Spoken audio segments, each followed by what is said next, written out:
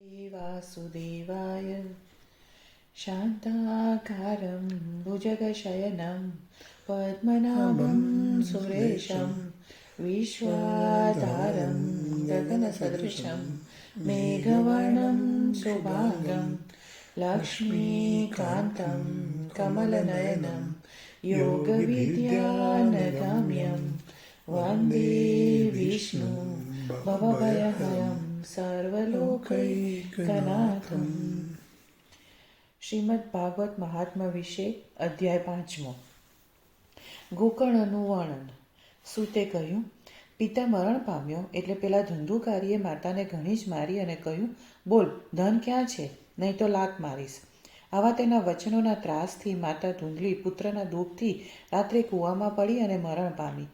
ગોકર્ણ તો યોગમાં સ્થિત કરીને તીર્થયાત્રા માટે નીકળી પડ્યો. તેને સુખ દુઃખ વેરી કે બંધવ પણ ન હતો. ધુંધુકારી 5 વેશ્યાઓ સાથે ઘરે રહ્યો. તે એ વેશ્યાઓના પોષણ માટે વ્યગ્ર બુદ્ધિવાળો થઈ અતિ ઉગ્ર કર્મો કરવા લાગ્યો. એક સમયે તે વેશ્યાઓને આભૂષણોની ઈચ્છા થઈ, જેથી કામાન ધુંધુકારી આભૂષણો માટે મૃત્યુની દરકાર નહીં કરતા ઘરેથી નીકળ્યો. જ્યાં ત્યાંથી ધનની ચોરી કરીને ફરી તે ઘરે આવ્યો ત્યારે પેલી વેશ્યાઓએ સારા સારા વસ્ત્રો અને કેટલાક આભૂષણો તેને આપ્યા.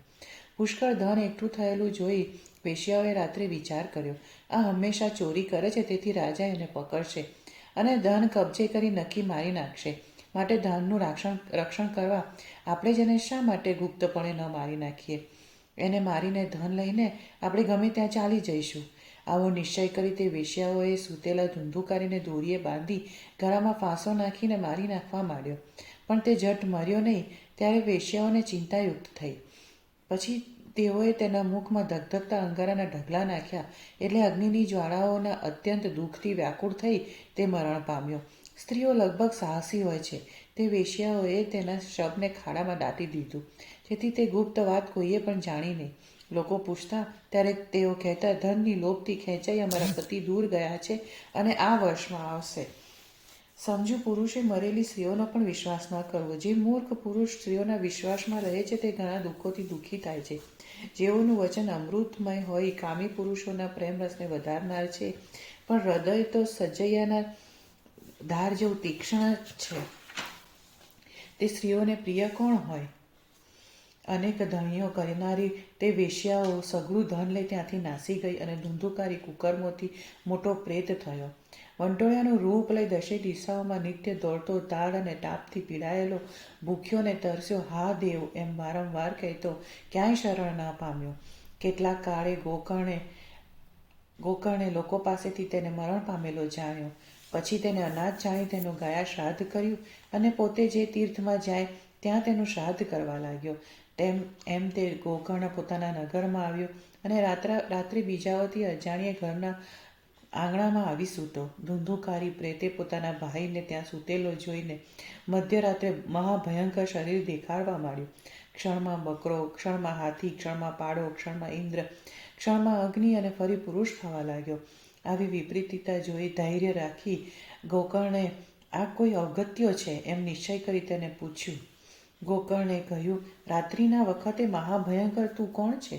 કયા કારણે આ દશા પામ્યો છે? શું કોઈ પ્રેત, પિશાચ કે રાક્ષસ છે? તે મને કહે. સૂતે કહ્યું.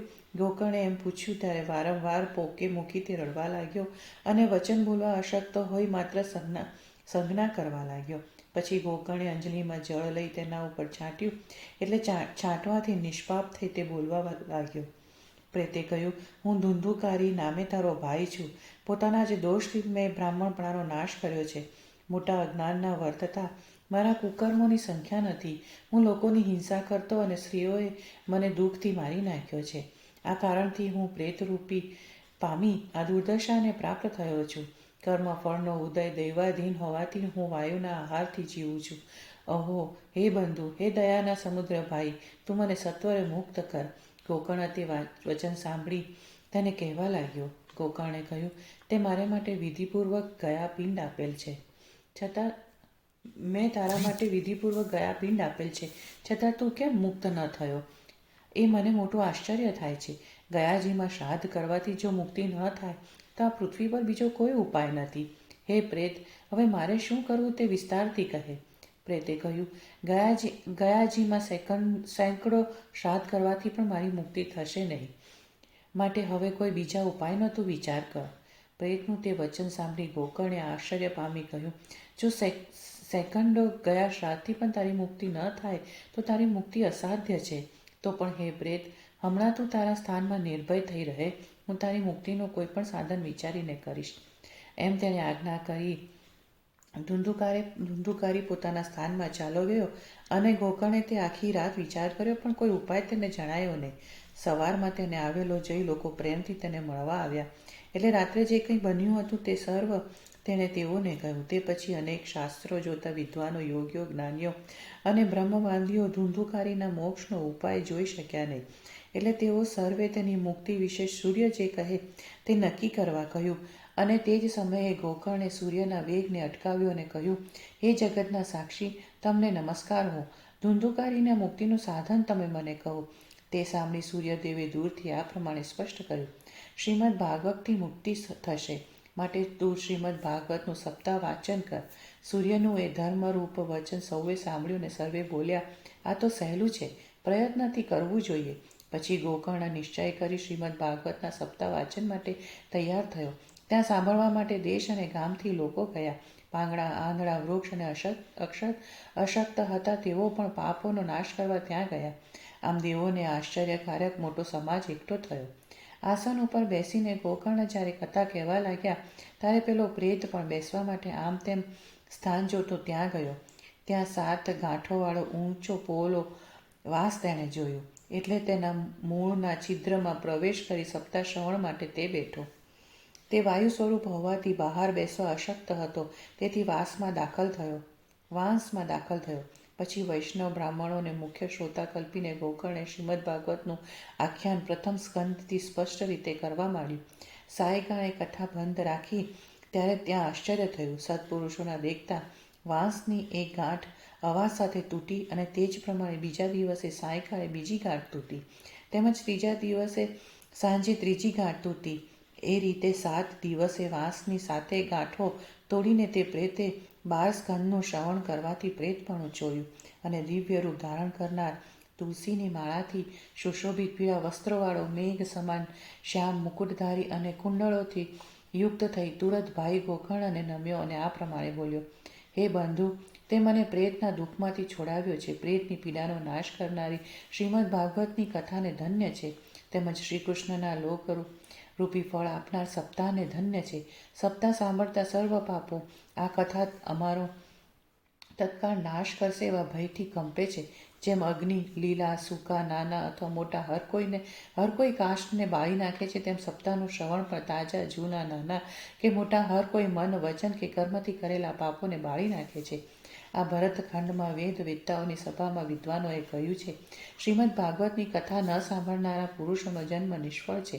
શ્રીમદ ભાગવતની કથા વિના કેવળ મોહથી રક્ષણ કરેલા અતિશય પુષ્ટ અને અત્યંત બળવાન એવા પણ આ નાશવંત શરીરનું શું પ્રયોજન છે?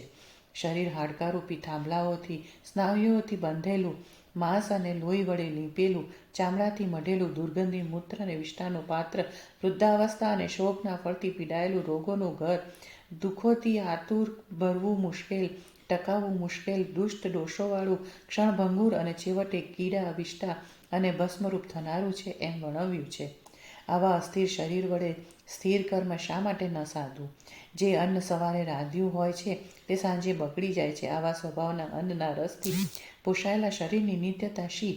અને સપ્તાહ સાંભળવાથી તો આ લોકમાં શ્રીહરિને તુરંત જ પ્રાપ્ત કરી શકાય છે. માટે દોષોને દૂર કરવા માટે આ જ સાધન છે. કથા શ્રવણથી રહિત લોકો પાણીના પરપોટાની પેઠે અને જંતુઓમાં મચ્છરોની પેઠે મરણ માટે જ જન્મે છે. કથા શ્રવણથી જળ અને સૂકા વાંસની ગાંઠો જ્યાં તૂટી ગઈ ત્યાં ચિત્તની ગાંઠો પણ તૂટે, એમાં શું આશ્ચર્ય છે? સપ્તાહ સાંભળતા હૃદયની અજ્ઞાનરૂપ ગાંઠ તૂટે છે, સર્વ સંશયો જાય છે અને એ સાંભળનાર જીવના કર્મોનો નાશ પામે છે. સંસારરૂપી કાદમના લેપના ધોવામાં અત્યંત સમર્થ કથારૂપી તીર્થ તો ચિત્તમાં રહે તો મુક્તિ જ વિદ્વાનોએ કહી છે, એમ તે પ્રેત કહેતો હતો. તેવામાં વૈકુંઠવાસીઓથી યુક્ત અને ઝળકતા કાંતિ મંડળવાળું વિમાન ત્યાં આવ્યું, જેમાં સર્વના દેખતા ધુંધુકારી બેઠો. તે સમયે વિમાનમાં બેઠેલા વૈષ્ણવોને જોઈ ગોકર્ણ બોલ્યો. ગોકર્ણે કહ્યું, અહીં જ મારા નિર્મળ શ્રોતાઓ ઘણા છે. તેઓ માટે તમે એકી સાથે વિમાન કેમ ના લાવ્યા? અહીં સર્વનું સમાન ભાગે શ્રવણ દેખાય છે. તો હે હરિપ્રિયો, ફળભેદ કેમ થયો તે કહો. પાર્ષદોએ કહ્યું, શ્રવણનો ભેદ હોવાથી બધાને ફળનો પણ ભેદ થયો છે. શ્રવણ તો કર્યું પણ મનન નથી કર્યું. હે માનદ, તેથી ભજન છતાં ફળ ભેદ થયો છે. પ્રેતે 7 દિવસ ઉપવાસ કરીને શ્રવણ કર્યું છે. વળી સ્થિર ચિત્તમાં મનન વગેરે પણ અત્યંત કર્યું છે. દ્રઢતા વિનાનું જ્ઞાન નિષ્ફળ છે. પ્રમાદથી શ્રવણ નિષ્ફળ છે. સંદેહવાળો મંત્ર નિષ્ફળ છે. વ્યગ્રચિત્તે જપ નિષ્ફળ છે. વૈષ્ણવ રહિત દેશ નિષ્ફળ છે. પાત્ર વિના શ્રાદ્ધ નિષ્ફળ છે. વેદ ન ભણેલાઓમાં દાન નિષ્ફળ છે. અને અનાચારથી કુળ નષ્ટ થાય છે. માટે ગુરુના વાક્યો ઉપર વિશ્વાસ, પોતાનામાં દીનતાની ભાવના, મનના દોષોનો જય અને કથામાં નિશ્ચય બુદ્ધિ ઇત્યાદિ કર્યું હોય તો જ કથા શ્રવણનું ફળ છે. તેથી ફરી સપ્તાહ શ્રવણ પછી સર્વનો અવશ્ય વૈકુંઠમાં વાસ થશે અને હે ગોકર્ણ, ગોવિંદ પોતે તમને ગોલોક આપશે. સનકાદિકે કહ્યું, એમ અહીં સર્વ પાર્ષદો હરિકીર્તન કરતા વૈકુંઠમાં ગયા. પછી ગોકર્ણે ફરી શ્રાવણ માસમાં 7 દિવસની કથા કહી, જેનું ફરી બધાએ શ્રવણ કર્યું. હે નારદ, કથા સમાપ્ત થઈ ત્યારે ત્યાં જે બન્યું તે તમે સાંભળો. શ્રીહરિ વિમાનો અને ભક્તો સાથે ત્યાં પ્રગટ થયા અને તે સમયે જય તથા નમઃ એવા અનેક શબ્દો ત્યાં થયા. શ્રીહરિએ પોતે ત્યાં હર્ષથી પાંચજન્ય શંખ વગાડ્યો અને ગોકર્ણને ભેટી પોતાને સરખો કર્યો.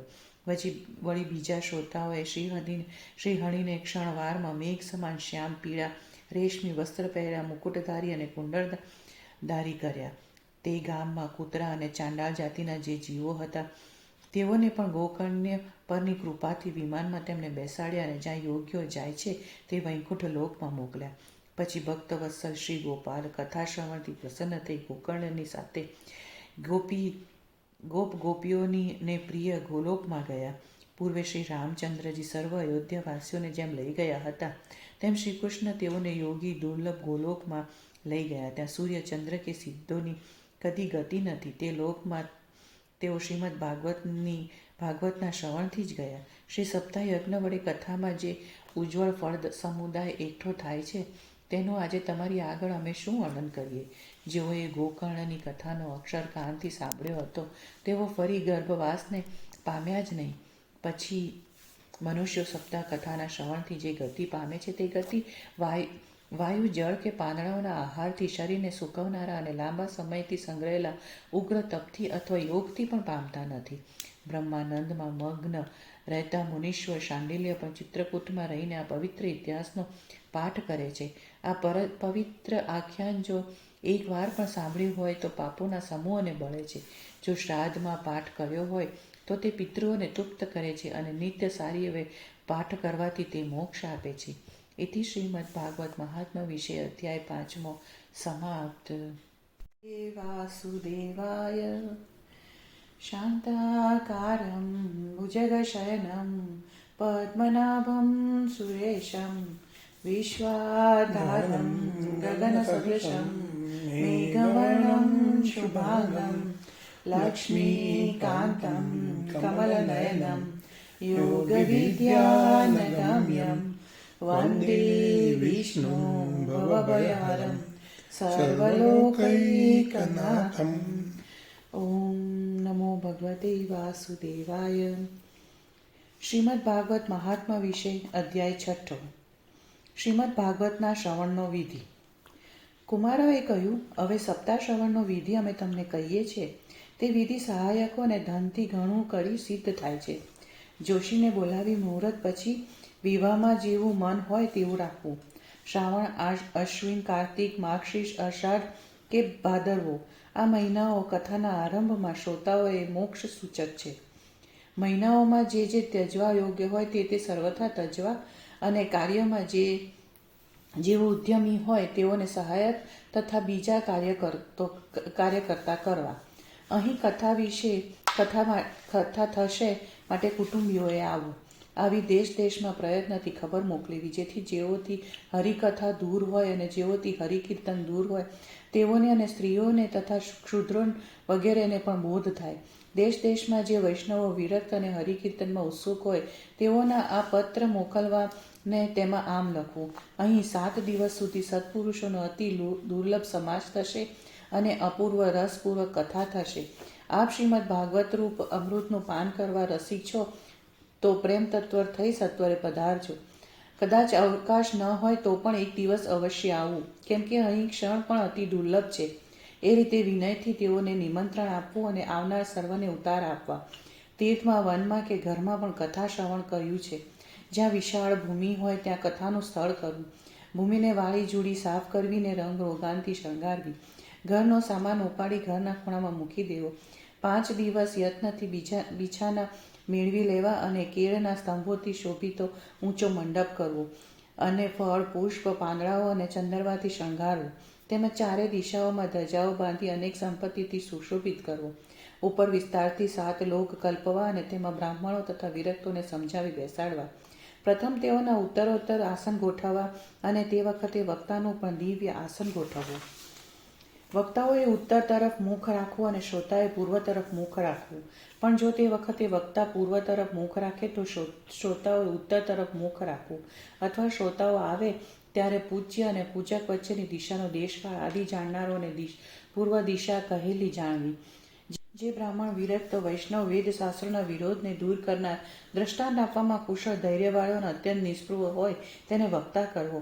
પણ અનેક ધર્મોમાં અત્યંત ભમનારા, શ્રીલંપટ અને પાખંડીવાદી જો કે પંડિત હોય તો પણ પવિત્ર શાસ્ત્ર કથા કહેવામાં ત્યજવા. વક્તા પાસે બીજો તેના જેવો જ પંડિત સંશયો દૂર કરે તેવો અને લોકોને બોધ આપવામાં તત્પર હોય તેવાને મદદ માટે રાખવો.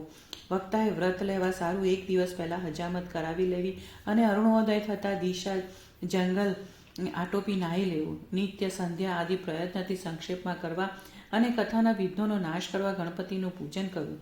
પિતૃઓનું તર્પણ કરી શુદ્ધિ માટે પ્રાયશ્ચિત કરવું અને મંડળ રચી તેમાં શ્રીહરિનું સ્થાપન કરવું. પછી શ્રીકૃષ્ણને ઉદ્દેશી મંત્રોચ્ચાર પૂર્વક પૂજા વિધિ કરવો અને અનુક્રમે પ્રદક્ષિણા નમસ્કાર કરી પૂજાને અંતે સ્તુતિ કરવી. હે દયાસાગર, સંસાર સમુદ્રમાં ડૂબેલા દીન અને કર્મોરૂપી ઝડપથી પકડાયેલા અંગવાળા મારો સંસાર સમુદ્રમાંથી આપ ઉદ્ધાર કરો. પછી શ્રીમદ ભાગવતની પણ પ્રીતિ તથા યત્નથી ધૂપ દીપ સાથે વિધિપૂર્વક પૂજા કરવી ને પછી શ્રીફળ લઈને નમસ્કાર કરવા. તેમજ કેવળ પ્રસન્ન ચિત્તથી તે વખતે સ્તુતિ કરવી. શ્રીમદ ભાગવત નામે આપ પ્રત્યક્ષ શ્રીકૃષ્ણ જ છો. હે નાથ, ભવસાગરમાં મુક્તિ માટે મેં આપને સ્વીકાર્યા છે. હે કેશવ, મારો આ મનોરથ આપ સર્વથા નિર્વિઘ્ને જ સફળ કરજો. હું આપનો દાસ છું. આવું દીન વચન કહ્યા પછી વક્તાની પૂજા કરવી અને વસ્ત્ર તથા આભૂષણોથી તેને શણગારી પૂજાને અંતે તેની સ્તુતિ કરવી. હે શુકદેવજી સ્વરૂપ, હે સર્વશાસ્ત્રોના કુશળ બ્રહ્મવેતા, તમે આ કથાનો પ્રકાશ કરી મારા અજ્ઞાનનો નાશ કરો. પછી કલ્યાણ માટે તેની આગળ હર્ષથી નિયમ કરવો અને 7 દિવસ સુધી યથાશક્તિ તે અવશ્ય પાળવો. કથામાં ભંગ ન પડે તે માટે 5 બ્રાહ્મણોનું વરણ કરવું અને તે બ્રાહ્મણોને શ્રીહરિના દ્વાદક્ષાર મંત્રનો જપ કરવો. પછી બ્રાહ્મણો, વૈષ્ણવો તથા બીજા કીર્તનકારોને પ્રણામ કરી પૂજીને તેઓની આજ્ઞા લઈ પોતે આસન ઉપર બેસવું. જે મનુષ્ય લોક, દ્રવ્ય, ધન, ઘર અને પુત્રની ચિંતા છોડી દે કેવળ કથામાં જ ચિત્ત રાખે છે તે શુદ્ધ બુદ્ધિવાળો ઉત્તમ ફળ પામે છે. અત્યંત બુદ્ધિશાળી વક્તાએ સૂર્યોદયથી આરંભી 3.5 પ્રહર સુધી સારી રીતે ધીર કંઠથી કથા વાંચી મધ્યાહન સમયે 2 ઘડી કથા બંધ કરવી. તે વખતે વૈષ્ણવોએ કથાને અનુસરતું કીર્તન કરવું. કથા સાંભળવા ઈચ્છનારોએ મળમૂત્રને જીતવા માટે એક જ વખત હવિષ્ય અન્નનો સુખકારક હરકો આહાર લેવો. જો શક્તિ હોય તો 7 દિવસ ઉપવાસ કરી કથા શ્રવણ કરવું અથવા કે ઘીને કે દૂધ પીને સુખેથી શ્રવણ કરવું અથવા તો ફળાહાર કે એક વખત ભોજન કરી શ્રવણ કરવું. આમાંથી કથા શ્રવણ માટે જે સુખેથી બને તેવું હોય તે કરવું. ઉપવાસ અને કથા શ્રવણમાં વિઘ્નકારક હોય તો કથા શ્રવણ કરનાર ભોજનને હું શ્રેષ્ઠ માનું છું, પણ ઉપવાસ શ્રેષ્ઠ નથી કહ્યો. હે નારદ, સપ્તાહ શ્રવણના વ્રતવાળાઓને નિયમો હવે તમે સાંભળો. જેઓ વૈષ્ણવ દીક્ષાથી રહિત હોય તેઓને કથા શ્રવણમાં અધિકાર નથી.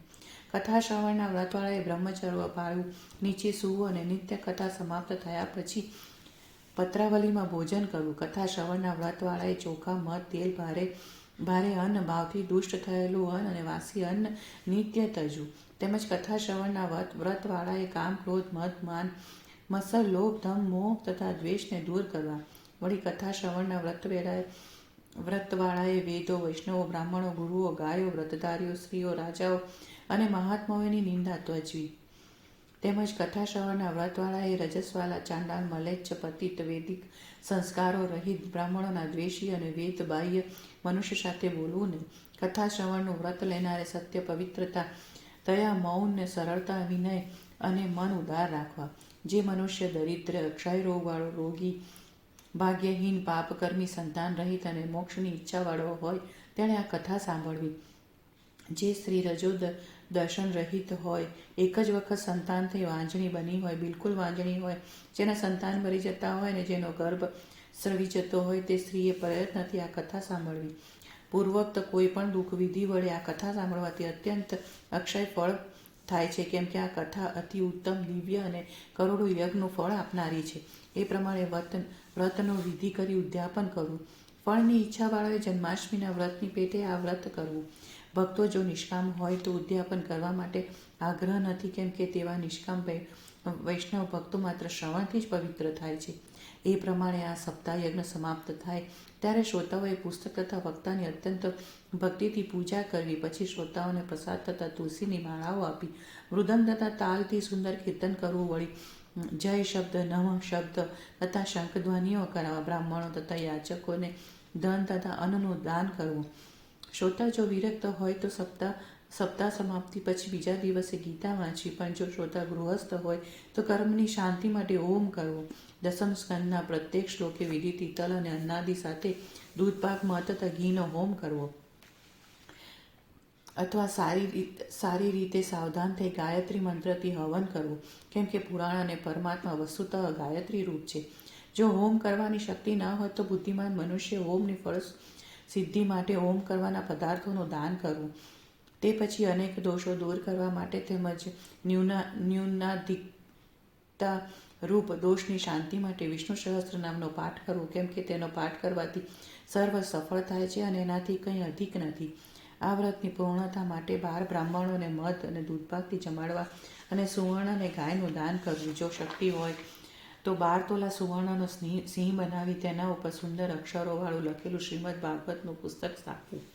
એ પુસ્તકનું આહ્વાન વખતે ઉપચારોથી પૂજન કરી વસ્ત્ર, અલંકાર અને ચંદનાથી પૂજેલા જીતેન્દ્રિય આચાર્યને દક્ષિણા સાથે દાન કરવું. એ પ્રમાણે દાન કરી સારી બુદ્ધિવાળો પુરુષ સંસારના બંધનોથી મુક્ત થાય છે. એ રીતે સર્વ પાપો દૂર કરનાર વિધિ કરવાની ધર્મ, કામ અને મોક્ષના સાધનરૂપ આ ઉત્તમ શ્રીમદ ભાગવત પુરાણ અવશ્ય ફળદાયી થાય છે. હે નારદ, એ પ્રમાણે સર્વ તમને કહ્યું, ફરી શું સાંભળવા ઈચ્છો છો?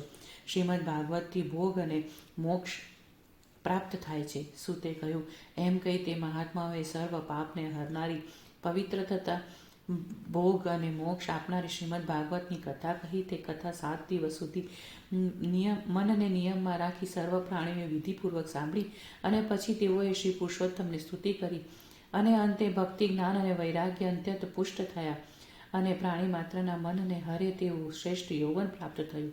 નારદજી પણ પોતાનો મનોરથ સિદ્ધ થયો તેથી કૃતાર્થ થઈ પરમ આનંદથી પૂર્ણ થયા અને સર્વાંગે રોમાંચિત થયા. એ પ્રમાણે કથા સાંભળી ભગવાનને પ્રિય નારદજીએ 2 હાથ જોડી પ્રેમથી ગળગળી વાણી વડે કુમારોને કહેવા લાગ્યા. નારદજીએ કહ્યું, આપ દયાળુએ મારા ઉપર અનુગ્રહ કર્યો છે, જેથી હું ધન્ય છું. આજે સર્વ પાપો હરનારા ભગવાન વિષ્ણુ મને મળ્યા છે. હે તપોધનો, હું માનું છું કે કથા શ્રવણ સર્વ ધર્મો કરતાં શ્રેષ્ઠ છે, તેથી વૈકુંઠવાસી શ્રી કૃષ્ણ મળે છે. સૂતે કહ્યું, વૈષ્ણવોમાં ઉત્તમ નારદજી એમ કહેતા હતા તેવામાં યોગેશ્વર શુકદેવજી ફરતા ફરતા ત્યાં પધાર્યા. કથા સમાપ્ત થઈ ત્યારે જ્ઞાનરૂપી મહાસાગરને ચંદ્રરૂપ એવા આત્મજ્ઞાનના લાભથી પૂર્ણ 16 વર્ષની વયના વ્યાસપુત્ર સુખદેવજી પ્રેમથી ધીમે ધીમે શ્રીમદ ભાગવતનો પાઠ કરતા ત્યાં પધાર્યા. શ્રેષ્ઠ મહાતેજવાળા સુખદેવજીને જોઈને સભાસદોએ તત્કાળ ઊભા થઈ તેમને મોટું આસન આપ્યું અને દેવર્ષિ નારદે પ્રેમથી તેમની પૂજા કરી. પછી ત્યાં બેસી તેમણે નિર્મળ વાણી કહી તે તમે સાંભળો.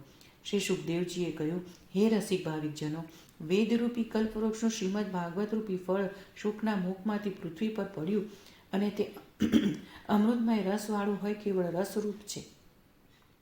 તેનો મોક્ષ થાય ત્યાં સુધી વારંવાર પાન કરો, શ્રવણ કરો. મહામુનિ વ્યાસે રચેલા આ શ્રીમદ ભાગવતમાં મત્સર રહિત સત્પુરુષોનો નિષ્કપટ શ્રેષ્ઠ ધર્મ વર્ણવ્યો છે. તેમજ આધ્યાત્મિક, આધિભૌતિક અને આધિદૈવિક ત્રણેય તાપને દૂર કરનાર, મોક્ષ આપનાર અને જાણવા યોગ્ય વાસ્તવિક વસ્તુ પરમેશ્વરનું નિરૂપણ કર્યું છે. બીજા શાસ્ત્રોથી શું ઈશ્વરને તત્કાળ હૃદયમાં સ્થાપી શકાય છે? આ શ્રીમદ ભાગવતને સાંભળતા ઈચ્છતા પુણ્યશાળીઓ તો તુરંત હૃદયમાં ઈશ્વરને સ્થાપી શકે છે. શ્રીમદ ભાગવત પુરાણોમાં તિલક સમાન છે, વૈષ્ણવોનું ધન છે, જેમાં પરમહંસોનું શ્રેષ્ઠ નિર્મળ જ્ઞાન વર્ણવ્યું છે.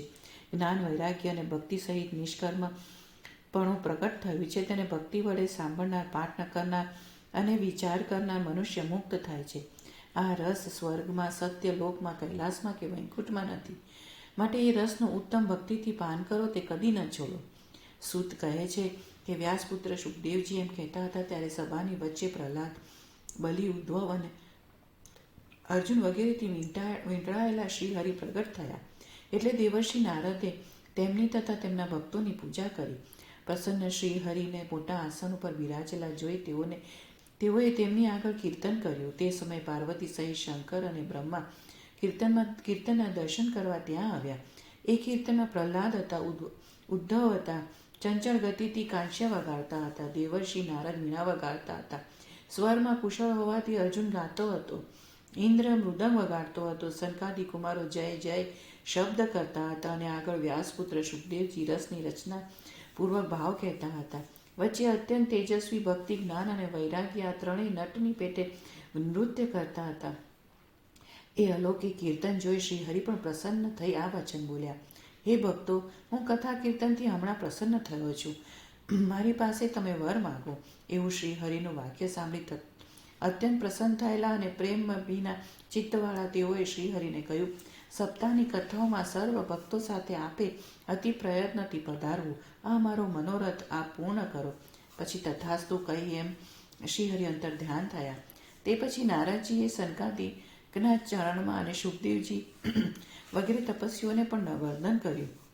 એટલે અત્યંત પ્રસન્ન થયેલા અને કથામૃતનું પાન કરી મોહ રહિત થયેલા તેઓ સર્વે ગયા. એ સમયથી શુકદેવજીએ ભક્તિને તેના 2 પુત્રો સાથે પોતાના ભાગવત શાસ્ત્રમાં સ્થાપેલી છે. તેથી ભાગવતને સેવવાથી શ્રીહરિ વૈષ્ણવોમાં ચિત્તમાં પધારે છે. ખરેખર દરિદ્રતા અને દુઃખના તાપે બળેલા માયારૂપી પિશાચીઓએ ખૂબ મસળીને સંસાર સમુદ્રમાં પાડેલા મનુષ્યના કલ્યાણ માટે શ્રીમદ ભાગવત જ અત્યંત ગર્જના કરે છે. શૌનકે પૂછ્યું: શુકદેવજીએ રાજા પરીક્ષિતને શ્રીમદ ભાગવત ક્યારે કહ્યું હતું? ગોકર્ણે પ્રેત ધુંધુકારીને ક્યારે કહ્યું હતું? અને સનકાદિ કુમારોએ નારદજીને ક્યારે કહ્યું હતું? આ મારો સંશય તમે દૂર કરો. સૂતે કહ્યું: શ્રી કૃષ્ણના ગયા પછી કલયુગના વધુ 30 વર્ષ વીત્યા. તે સમયે ભાદરવા સુદ નોમથી શુકદેવજીએ પરીક્ષિત આગળ ભાગવતની કથાનો આરંભ કર્યો હતો. પરીક્ષિતના સાંભળ્યા પછી કલયુગના 200 વર્ષ ગયા. ત્યારે અષાઢ સુદ નોમના દિવસે ગોકર્ણે પ્રેત ધુંધુકારીને કથા કહી હતી. એ પછી પણ ચાલુ કલયુગના 30 વર્ષ ગયા. ત્યારે કાર્તિક સુદ નોમે સનકાદિ કુમારોએ નારદજી પાસે કથા કહી હતી. હે નિર્દોષ શૌનક, એ પ્રમાણે તમે મને જે પૂછ્યું તે મેં કહ્યું. શ્રીમદ ભાગવતની કથા કલિયુગમાં સંસાર રૂપનો રોગનો નાશ કરનારી છે. હે સજ્જનો, શ્રી કૃષ્ણને પ્રિય, સમગ્ર પાપોનો નાશ કરનાર, મુક્તિનું એક કારણ અને જગતમાં ભક્તોનો લાસ કરનાર આ કથાને તમે આદરથી સાંભળો. લોકમાં બીજા હિતકારી વિષયોનો અભ્યાસ સેવાથી શું ફળ છે? યમ પણ પાશધારી પોતાના સેવકને જોઈ તેના કાનમાં કહે છે: ભગવાનની કથાઓમાં મદમત્ત રહેનારા પુરુષોને તું છોડી દેજે, કેમ કે હું બીજા મનુષ્યોનો પ્રભુ છું, વૈષ્ણવોનો પ્રભુ નથી. હે વિષયો રૂપી વિષના સંગથી વ્યાકુળ બુદ્ધિવાળાઓ, આ અસાર સંસારમાં કલ્યાણ માટે અર્ધક્ષણ પણ શ્રીમદ ભાગવત રૂપી અતુલ અમૃતનું તમે પાન કરો. શા માટે વ્યર્થ નિંદ્ય કથાઓ વાળા કુમાર્ગે જાઓ છો, જેના શ્રવણથી મુક્ત થવાની વાત કહેવામાં પરીક્ષિત સાક્ષી છે. બ્રહ્મ જ્ઞાનરૂપ એકાંતિક રસ પ્રવાહમાં મગ્ન શ્રી શુકદેવજીએ કહેલી કથા જે કંઠે રાખે છે તે વૈકુંઠપતિ થાય છે.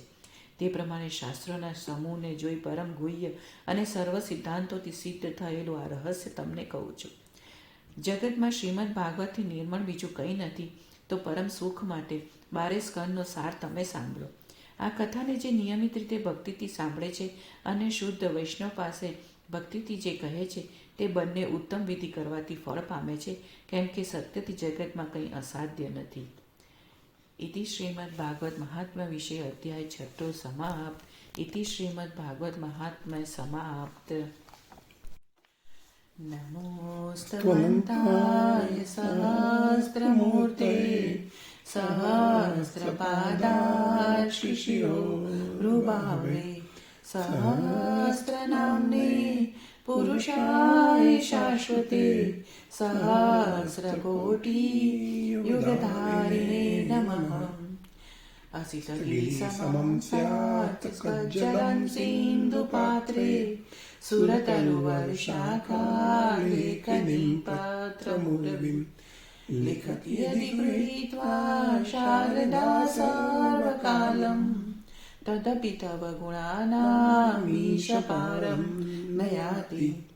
त्वमेव माता च पिता त्वमेव त्वमेव बन्धुः च सखा त्वमेव त्वमेव विद्या द्रविणं त्वमेव त्वमेव सर्वं मम देवदेव.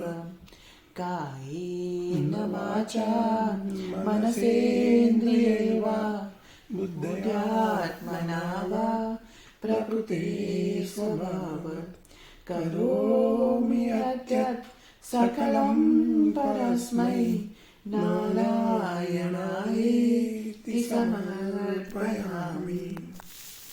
ઓમ નમો ભગવતે વાસુદેવાય.